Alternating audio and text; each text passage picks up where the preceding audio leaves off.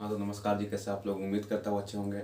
आज हम आपके लिए क्लास 10 के हिंदी पाठ्य पुस्तक के प्रथम पाठ को लेकर के आए हैं, जिसका नाम है श्रम विभाजन और जाति प्रथा। श्रम विभाजन और जाति प्रथा। यह एक निबंध है। यह क्या है? यह एक निबंध है। श्रम विभाजन और जाति प्रथा जो क्लास 10 के फर्स्ट लेसन है, उसका नाम है श्रम विभाजन और जाति प्रथा। यह एक निबंध है। श्रम विभाजन, श्रम का मतलब होता है काम, विभाजन का मतलब बंटवारा, और जाति प्रथा यानी जाति के आधार पे कामों का बंटवारा जो हुआ है, कामों का जो विभाजन हुआ, उसको हम लोग बोलते हैं श्रम विभाजन और जाति प्रथा। श्रम विभाजन और जाति प्रथा यानी जात के आधार पर कामों का विभाजन किया गया। जाति के आधार पर कामों का विभाजन श्रम विभाजन और जाति प्रथा कहलाया। तो सबसे पहले हम इसमें लेखक परिचय पढ़ेंगे कि ये जो श्रम विभाजन और जाति प्रथा निबंध है, इसके लिखने वाले कौन है। श्रम विभाजन और जाति प्रथा जो निबंध है, उसके लिखने वाले कौन है? तो श्रम विभाजन और जाति प्रथा के लेखक बाबा साहेब भीमराव अम्बेडकर हैं। बाबा साहब भीमराव अम्बेडकर जो हमारे भारतीय संविधान के निर्माता हैं, यानी इनको संविधान निर्माता भी कहा जाता है। बाबा साहेब डॉक्टर भीमराव अम्बेडकर जी को संविधान निर्माता भी बोला जाता है। भारत के संविधान के निर्माण में इनका बहुत बड़ा योगदान रहा है। इन्हीं का यह एक निबंध है जिसका नाम है श्रम विभाजन और जाति प्रथा। बाबा साहेब भीमराव अम्बेडकर जी का जन्म 14 अप्रैल 1891 ईस्वी में हुआ था। बाबा साहेब भीमराव अम्बेडकर जी का जन्म 14 अप्रैल 1891 ईस्वी में हुआ था। और इनका जन्म स्थान जो है, जहाँ इनका जन्म हुआ था, मध्य प्रदेश के महू के एक दलित परिवार में हुआ था। मध्य प्रदेश के महू के एक दलित परिवार में बाबा साहेब भीमराव अम्बेडकर जी का जन्म हुआ था। इनका जाति महार था। इनका जाति का नाम महार था। इनके जाति का नाम महार था, जिसको लोग डोम बोलते थे। इनके माता का नाम भीमाबाई था। बाबा साहब भीमराव अम्बेडकर जी के माता जी का नाम भीमाबाई था और इनके पिता का नाम रामजी सकपाल था। बाबा साहब भीमराव अम्बेडकर जी के माता का नाम भीमाबाई था और इनके पिता का नाम रामजी सकपाल था। डॉक्टर भीमराव अम्बेडकर जी के माता का नाम भीमाबाई और पिता का नाम रामजी सकपाल था। इनका जो विवाह था, बाबा साहब भीमराव अम्बेडकर जी का विवाह यानी शादी 1906 ईस्वी में हुआ था। बाबा साहब भीमराव अम्बेडकर जी का विवाह यानी शादी 1906 ईस्वी में हुआ था। और इनकी शादी रमाबाई के साथ हुई थी। किनके साथ हुआ था? तो रमाबाई के साथ हुआ था।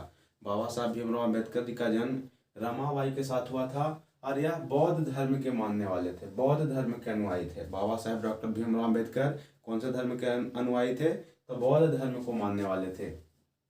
इनकी जो शिक्षा है, इनकी पढ़ाई जो है, वह मुंबई विश्वविद्यालय से बीए की डिग्री हासिल किए थे। यह मुंबई विश्वविद्यालय से बीए की डिग्री हासिल किए थे और कोलंबिया विश्वविद्यालय से एमए, पीएचडी और एलएलडी किए थे। कोलंबिया विश्वविद्यालय से इन्होंने एमए, पीएचडी और एलएलडी किए थे। उसके बाद लंदन स्कूल ऑफ इकोनॉमिक्स से इन्होंने एमएससी की डिग्री प्राप्त की थी, डीएससी की डिग्री प्राप्त की थी और बैरिस्टर ऑफ लॉ किया था। उनके बाद इनके जीवन के प्रमुख व्यक्ति थे भगवान बुद्ध, कबीरदास और ज्योतिबा फुले। यानी कि क्वेश्चन आएगा एग्जामिनेशन में, क्वेश्चन ऐसे भी आता है कि डॉक्टर भीमराव अम्बेडकर जी के जीवन के प्रमुख 3 व्यक्ति कौन कौन थे। बाबा साहेब डॉक्टर भीमराव अम्बेडकर जी के जीवन के प्रमुख 3 व्यक्ति कौन कौन थे? तो उनका आंसर होगा बुद्ध, कबीर और ज्योतिबा फुले। भगवान बुद्ध, कबीरदास और ज्योतिबा फुले। यानी बाबा साहेब डॉक्टर भीमराव अम्बेडकर जी के जीवन में प्रमुख कितने व्यक्ति थे? तो उनके जीवन के प्रमुख 3 व्यक्ति थे, जिनके बताए गए रास्ते पर इन्होंने चलना सीखा और चलकर एक बहुत ऊंचे पद को हासिल किए। इनका विख्यात भाषण था बाबा साहब भीमराव अम्बेडकर जी का, जिसका नाम था एनिहिलेशन ऑफ कास्ट जो है, डॉक्टर भीमराव अम्बेडकर जी का बहुत विख्यात भाषण था, जिसका हिंदी में अनुवाद यह जो भाषण था, एनिहिलेशन ऑफ कास्ट जो भाषण था, यह इंग्लिश में लिखा गया था। डॉक्टर भीमराव अम्बेडकर जी ने इस भाषण को इंग्लिश में लिखा था और इसको बाद में इसका ट्रांसलेट हिंदी में ललाई सिंह यादव जी ने किया था।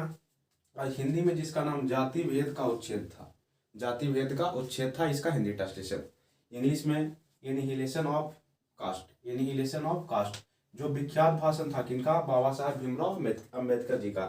इनकी प्रसिद्ध रचनाएं भी थी, बाबा साहब भीमराव अम्बेडकर जी की प्रसिद्ध रचनाएं थी। कुछ प्रसिद्ध रचनाएं हैं जिसका नाम है the caste in India, the caste in India, यानी भारत के जातीय के बारे में इसमें लिखा होगा इन्होंने।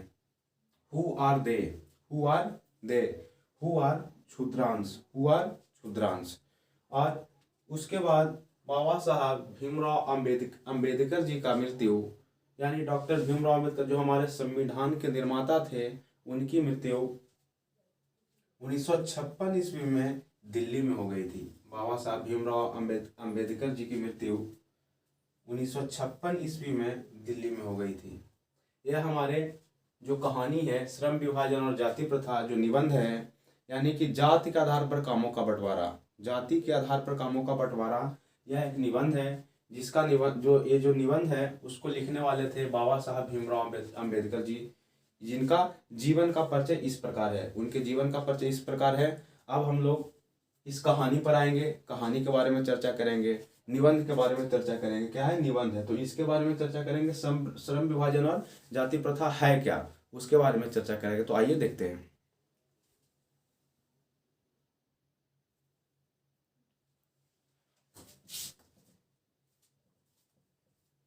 हाँ तो जी प्यारे बच्चों, सबसे पहले जाति प्रथा, जाति प्रथा है क्या, इस पर चर्चा करेंगे हम लोग।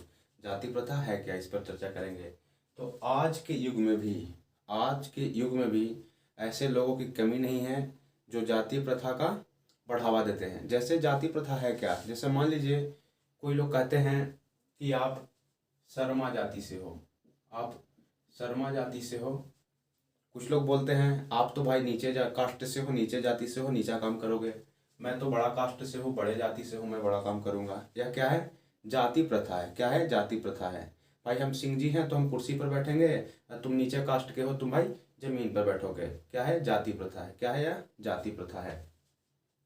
जाति प्रथा में जैसे ऊंचे कास्ट के लोग, भाई हम तो शर्मा कास्ट से हैं, हम शिक्षक बनेंगे। हम क्या बनेंगे, हम शिक्षक बनेंगे। और तुम नीचे कास्ट से हो, तुम किसान रहोगे। तुम क्या रहोगे, तुम किसान रहोगे। तो जाति के आधार पे, जाति के आधार पर काम को बांटना, जाति के आधार पे कामों को बांटना क्या है, श्रम विभाजन है। क्या है, श्रम विभाजन है। यह जाति प्रथा कि हम बड़े जाति से हैं तो बड़े काम करेंगे, तुम छोटे कास्ट से हो, छोटे जात से हो तो तुम छोटा काम करोगे। यह क्या है, जाति प्रथा है। और श्रम विभाजन, श्रम विभाजन कहने का मतलब कि भाई तुम नाई हो, तुम बाल काटोगे। तुम नाई हो तो तुम बाल ही काटोगे, चाहे तुम्हारा मन रहे या मन ना रहे। भाई तुम सिंह कास्ट से हो, सिंह जी हो, तुम सिंह कास्ट से हो तो तुम क्या करोगे, तुम ही बैंक में काम करोगे। सिंह जाति के लोग ही बैंक में काम करेंगे, बाकी कोई अदर कास्ट के लोग बैंक में काम नहीं करेंगे। तो यह क्या है, सिंह जाति के लोग जो बैंक में काम करेंगे, बाकी कास्ट के लोग बैंक में काम नहीं कर सकते हैं। या क्या है, श्रम विभाजन है। या क्या है, श्रम विभाजन है। लेकिन कुछ लोगों का कहना है कि अगर सभी लोग बड़े काम को ही करने लगेंगे, सभी लोग बड़े काम को ही करने लगेंगे तो छोटे कामों को कौन करेगा, तो छोटे कामों को कौन करेगा। ऐसा बिल्कुल नहीं होना चाहिए, ऐसा बिल्कुल नहीं होना चाहिए। लेकिन हम लोगों का कहना है कि जात से कोई बड़ा या छोटा नहीं होता है, कामों से कोई बड़ा या छोटा नहीं होता है। उसके बाद है टालू भाव।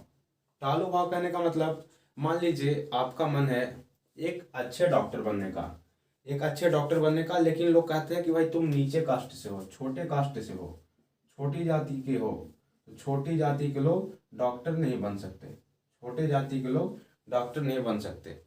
तो क्या यह सही है या उचित है या उचित नहीं है। तो इसमें मान लीजिए आप एक बढ़ई हैं, एक बढ़ई हैं, बढ़ई कास्ट के जो लोग हैं वह लकड़ी के काम करेंगे, फर्नीचर बनाएंगे, टेबल बनाएंगे, कुर्सी बनाएंगे। और इनका मन है, इनके बच्चे का मन है कि हम इंजीनियर बने, हम इंजीनियर बने। अब बताइए कहाँ तक उचित है कि जो बढ़ई कास्ट के लोग हैं वो लकड़ी का काम कर रहे हैं, उनका लड़के का मन है कि हम इंजीनियर बने, तो यह इंजीनियर नहीं बन सकते हैं। क्यों नहीं बन सकते?